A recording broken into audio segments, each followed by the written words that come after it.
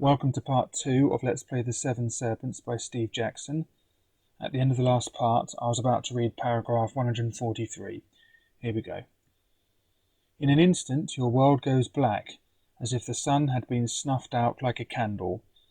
A hissing sound gets louder and louder, and a glowing moon appears above you. The round shape suddenly uncoils itself, and a great shimmering moon serpent hovers in the air above you on glistening wings. It is poised and ready to strike. Will you draw your weapon, turn to 45, cast a spell, turn to 96, or do you have the means to make fire, turn to 155? Now, before we decide on what to do, if you remember, we wrote this down. Silver Serpent Ring. When we encounter any of the 7 serpents, deduct 14 from the paragraph number, which ends in a 3, for a clue or information. So let's deduct 14 from 143, which is 129, and turn to there. So 129, here we are.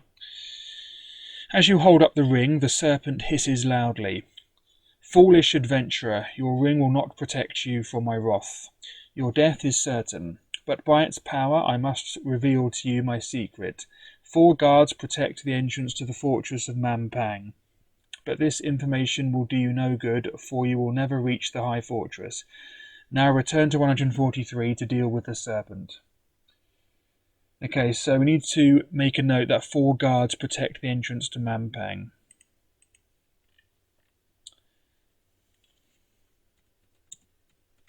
So 4 guards protect the entrance to Mampang.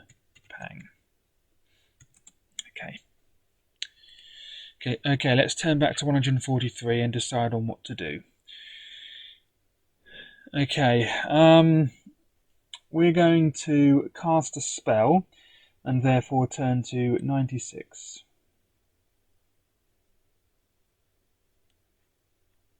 Here we are. You must cast your spell quickly as the serpent is attacking. Mag, 413. Jig, 405. Kid, 392. Hot, 377. Fog, 364. If you know none of these, you must either draw your weapon, turn to 45, or if you have the means to make fire, turn to 155. But your attempts at sorcery allow the serpent to strike first.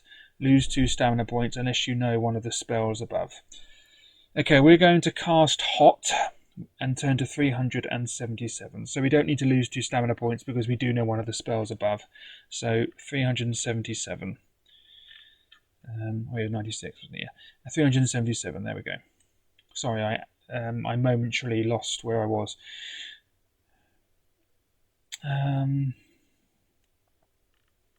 we are. Okay, deduct 4 stamina points. Let's do that now. Puts me down to 15. 15 stamina. Okay.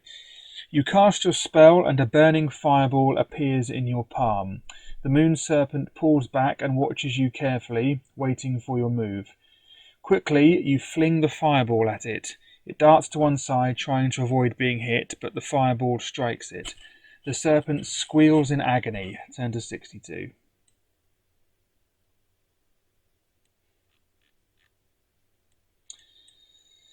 The darkness disappears as the serpent dies. You watch it lying on the ground and, before your eyes, it shrivels, coiling into a ball. Moments later, all that remains is a small crystal orb, which you may take with you. Turn to 285. Okay, so we're going to take the crystal orb. So let's put that in our equipment. Crystal orb.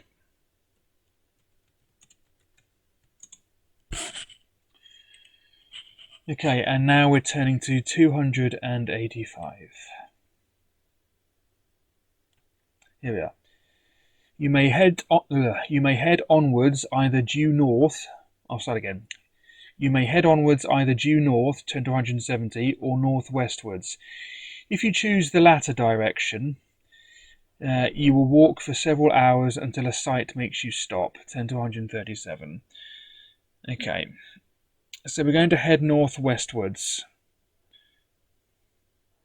and therefore turn to 137. Let's just make a note that we've defeated the moon serpent, so We've defeated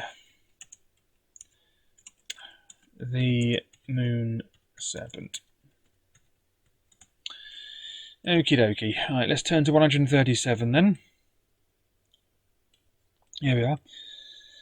A few hundred yards ahead of you is a camp of covered wagons and carts arranged in a circle. A fire burns in the centre, and you can see bodies moving around the camp. You walk towards the caravan. Your approach is noticed, and an arrow flies through the air, landing to your left. Another lands to your right. Will you hold your hands in the air to show them you mean no harm? Turn to 259. Or retrace your steps and take a wide detour round the camp? Turn to 61. Okay, we're going to hold our hands in the air and show them that we mean no harm, and turn to 259. You hold your arms up in the air and walk slowly forward. To your relief, no more arrows are released, although you can see bowmen with shafts at the ready covering your approach. A crowd is gathering to see who you are, and you are soon close enough to make out what sort of people are watching you.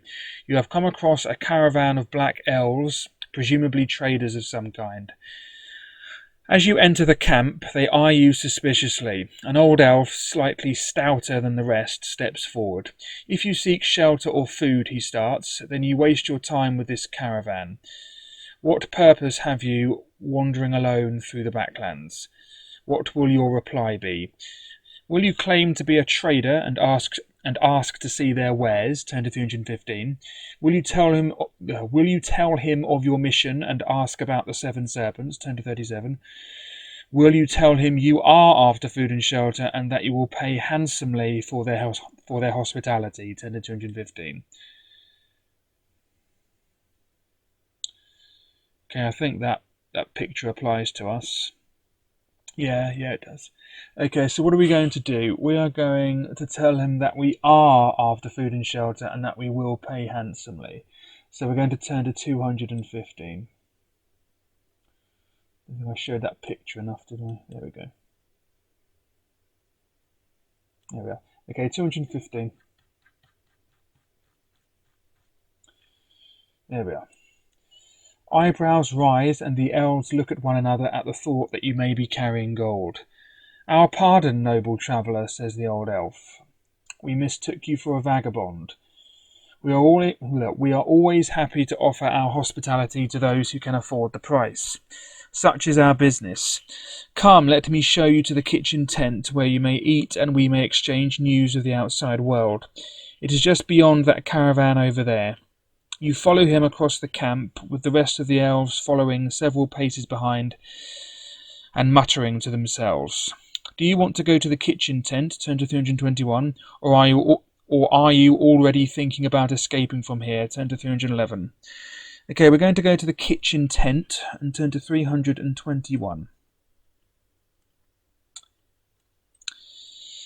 At the kitchen tent, you are introduced as a wealthy traveller who wishes to buy food. Their menu is simple. For 6 gold pieces, you will get a bowl of wurtle soup, followed by gloucester and bread, with a cup of herb tea. If you can afford this, pay your money and turn to 163. If you can't afford it, or if you don't wish to buy, turn to 192. Okay, we can afford it and we do want to buy it. So we're turning to 163. The wurtle soup is hot and nourishing. It is a creamy grey vegetable soup. It sometimes has a strange effect on people who have not eaten it before. Roll 1 die. If you roll a 1 to 5, turn to 231. If you roll a 6, turn to 18. Okay, first of all, we need to deduct 6 gold pieces for the soup.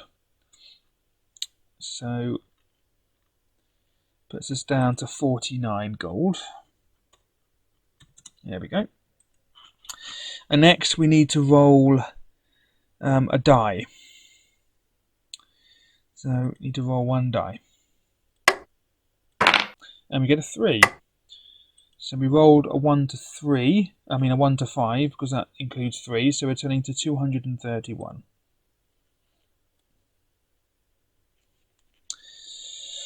After the soup, a plate of bread and runny cheese is brought to you. The smell is awful, but with all eyes on you, you force down the stuff and wash the taste away with your herb tea. Gloucester is a strange cheese-like substance which has the power to restore luck. You may restore your luck to its initial level. Okay, let's do that. So back up to 12. You may also add 2 stamina points if this is your first meal today. 1 stamina point if you have already eaten. Okay, 2 stamina points. Puts me up to 17. The old elf orders another cup of herb tea and the two of you chat, with the others looking on. Will you try to amuse them by telling them jokes? Turn to 275. Tell them you are tired and would like to rest for the night. Turn to 69. Ask to see their wares if, as they appear, they are traders. Turn to 315. Okay, we're going to try to amuse them by telling them jokes. So we're going to turn to 275.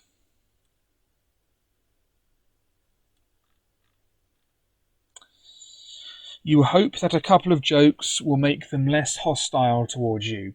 Your favourite jokes are goblin jokes, as goblins are well known for their stupidity.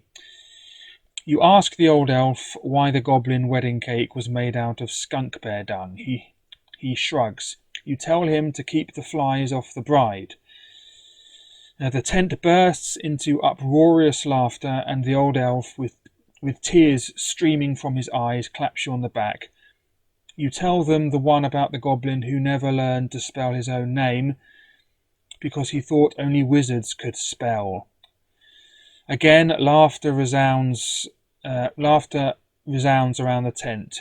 You are the star of the show, and the elves' mischievous looks have now turned to friendly smiles. What do you wish to do next? You may either ask to visit their store to see whether they have anything of value to buy or trade for. Turn to 198, or ask for a place to rest for the night. Turn to 26. Okay, we're going to ask to visit their store and turn to 198. The old elf stands up to take you to the store. My friend, he says, it is years since we have heard stories as good as those. We are indeed traders and business folk, but as reward for the merriment you have given us, we will offer you our best prices. When you reach the goods caravan, you may buy any items for sale at half the normal price, and as a special present, the old elf will give you 1 item in the store as a gift. Now turn to 315. Okay, so half price and 1 item as a gift.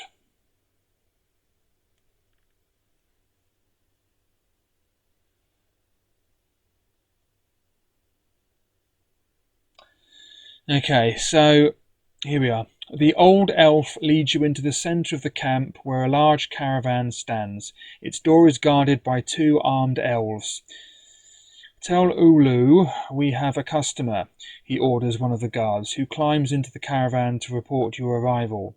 A skinny black face appears at the door. And what sort of a bargain hunter can we have happened across here in the middle of Badu Bak? Asks the face. Aha, a human. Well, come inside, come inside. Let's see what bargains we can strike with one another, eh? Come on, he waves you inside and you follow. Your eyes light up as you enter the caravan. It is a veritable treasure trove of valuables, magic items and equipment. Olo looks up at you over half-moon eyeglasses. He is flicking through a catalogue of some kind. And what is your art, stranger? Weaponry, sorcery? Are you a craftsman? Or how about some fine treasures for gifts at the end of your journey? We have it all, and at fair prices too. You pause to look over his shelves while he chatters away at you. How about piece number 227, a fine hewing axe? Very useful if you are heading northwards, and only 6 gold pieces. Or piece number 93, a brass pendulum. Always hangs down and no lodestone can deflect it. 2 gold pieces to you. Or a fine pearl ring, piece number 124. A gift fit for a king? But that'll cost you 8 pieces. Or a bag of victuals, let's see, yes, piece number 17. Ideal provisions for long journeys, only 4 gold pieces for the whole bag. Okay, there are his wares.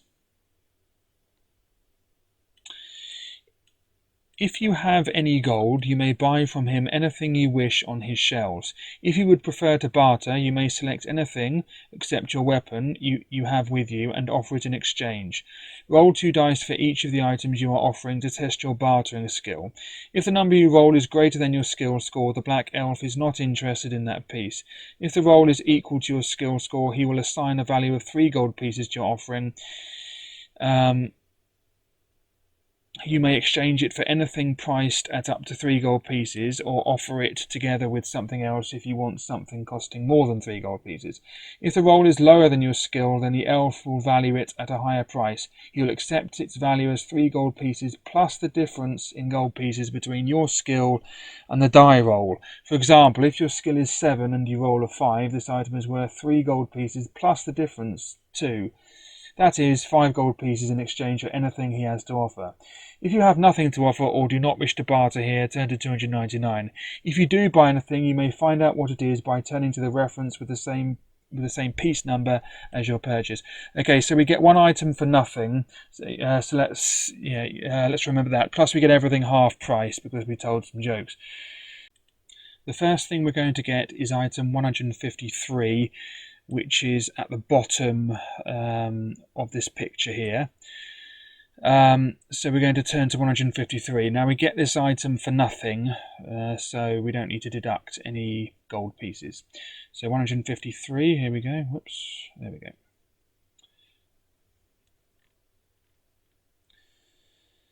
The suit of chainmail fits you perfectly. You may wear this from now on and it will help protect you in battles. You may add 1 skill point while you are wearing this armor, and if you are wounded in a battle, the chainmail may help minimize the damage. Roll 1 die after each wound. If you roll a 5 or 6, the chainmail will absorb most of the blow. Deduct 1 stamina point only instead of the normal 2. If you roll a 1 to 4, the damage will be as normal. Turn to 86. Okay, so let's make a note of that. So we have chainmail, which is, well, we can't really use the skill point because we're at maximum skill, but I will just say +1 skill. And, just in case we do lose a skill point, we can put it back up again. And roll d6. Roll a d6 when hit. 5 or 6 means we deduct only 1 point of stamina instead of 2. There we go. Okay, so that's that. Okay, so now we're turning to 86.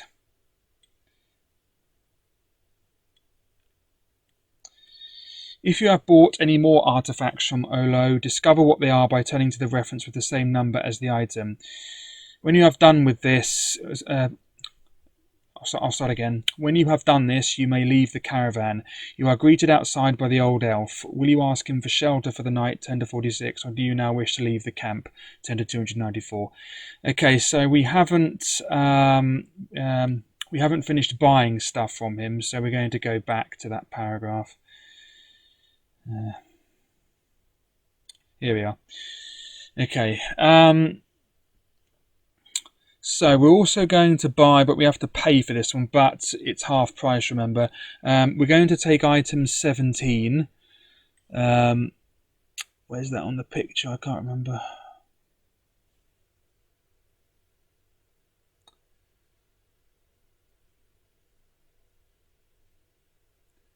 Oh, there it is, yeah. So there's item 17. Oh, that was the bag of victuals, yeah. So item 17, let's go there. We only have to pay half price for it. Actually, what was the price for it? Can't remember. 4 gold pieces, so it's only 2 gold pieces because we get everything half price for telling jokes. Let's subtract another 2 gold pieces. So that puts me down to 47. Okay. Ideal travelling provisions. Victuals are small pastry balls with tough dried meat inside. You have bought enough for 4 meals. Turn to 86. Okay, we have 4 more provisions. So that puts our provisions up to 8. That's good.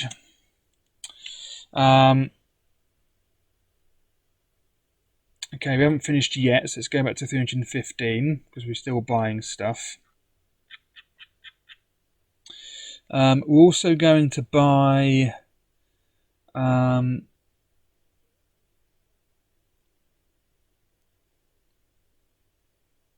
we're not going to buy anything else. So we're going to turn to 86 now, where we were before. We have already read this paragraph, but I'll read it again. If you have bought any more artifacts from Olo, discover what they are by turning to the reference with the same number as the item. When you have done this, you may leave the caravan. You are greeted outside by the old elf. Will you ask him for shelter for the night? Turn to 46, or do you now wish to leave the camp? Turn to 294. We're going to ask him for shelter for the night and turn to 46. The old elf nods. He will take you to an empty caravan where you may sleep for the night, but the price will be 3 gold pieces. If you are prepared to pay this price, do so and follow him to the trailer. Turn to 125. If you do not wish to stay, you will have to leave the camp. Turn to 294. Okay, we are prepared to pay, so we're going to pay 3 gold pieces. We don't get that half price, so that takes us down to 44. And we're turning to 125. The inside of the trailer is fairly clean and you bed down for the night. You awake early next morning. Add 3 stamina points for your rest. Did you eat at all yesterday? If not, you must lose 3 stamina points as you are now hungry. Okay. Okay, we did eat yesterday, so we don't need to deduct 3 stamina points. That puts our stamina back up to 20. So let's carry on. Okay, as you still do not trust the Black Elves entirely, you decide to creep off in the early morning light.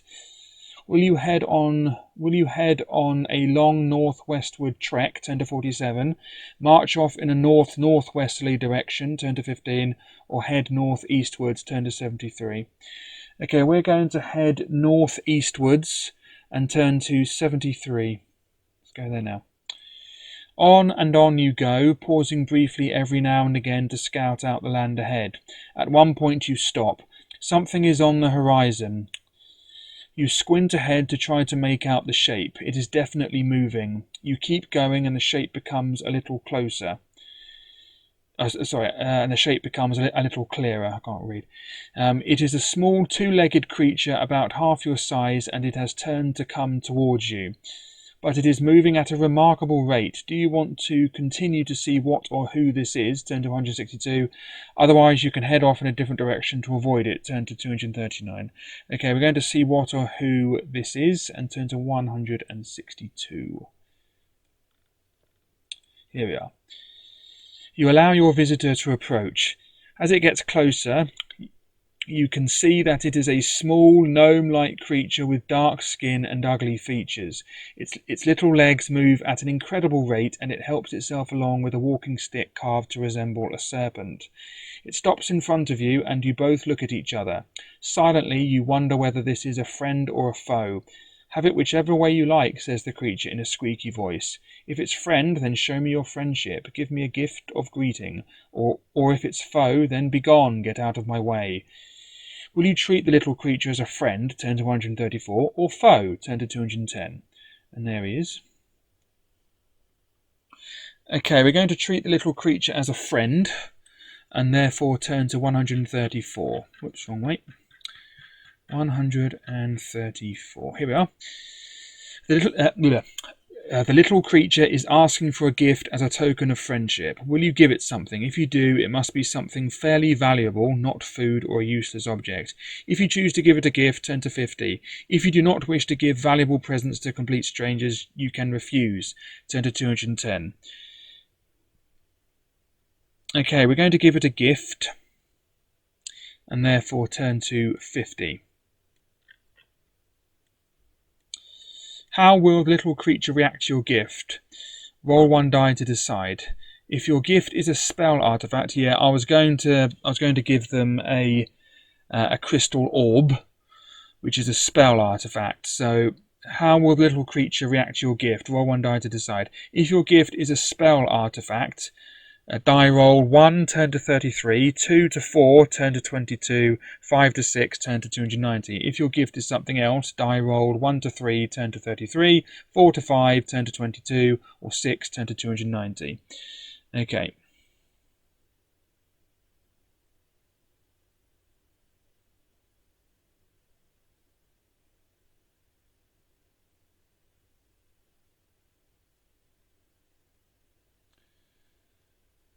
Okay, so let's roll a die. Let's see what we get. Okay, we get a 4. So that means we're turning to 22. I'll just cross that off my list. Crystal orb. How many do I have? Only one. Okay, so I'm going to say given.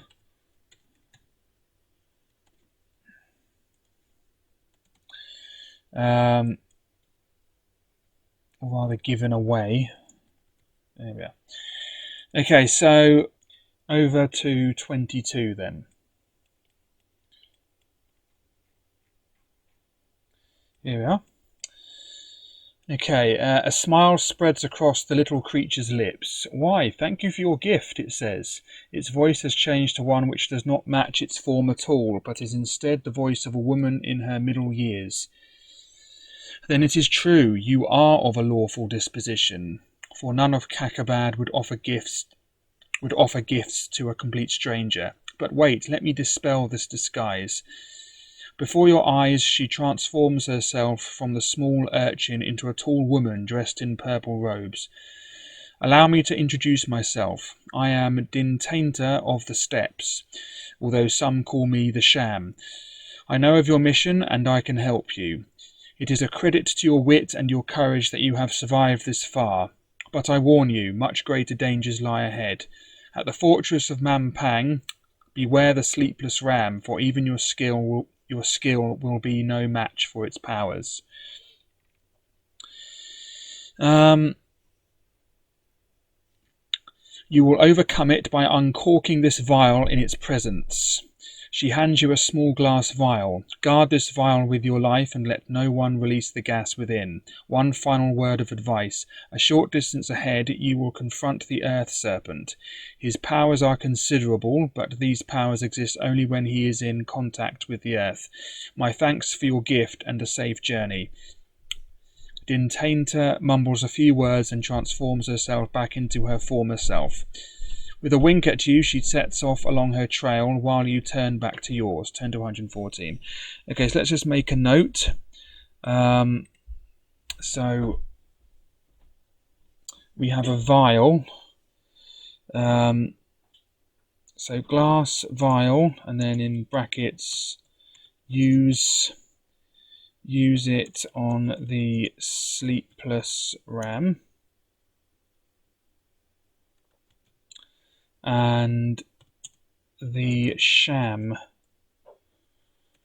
gave it to us. Okay, and we're also coming up to the Earth Serpent. So the Earth Serpent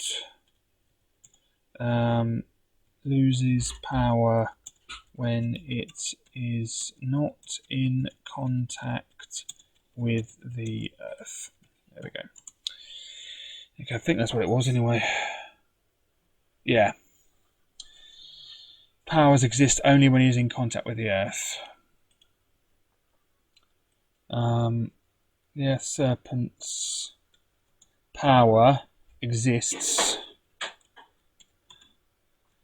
only when it is in contact with the Earth. There we go, that's what I meant. Right. Okay, and now we're turning to 114. And that's where we're going to end the video. So next paragraph is 114. Whoops, unread. And I hope you can join me for next time. Thanks for watching and goodbye.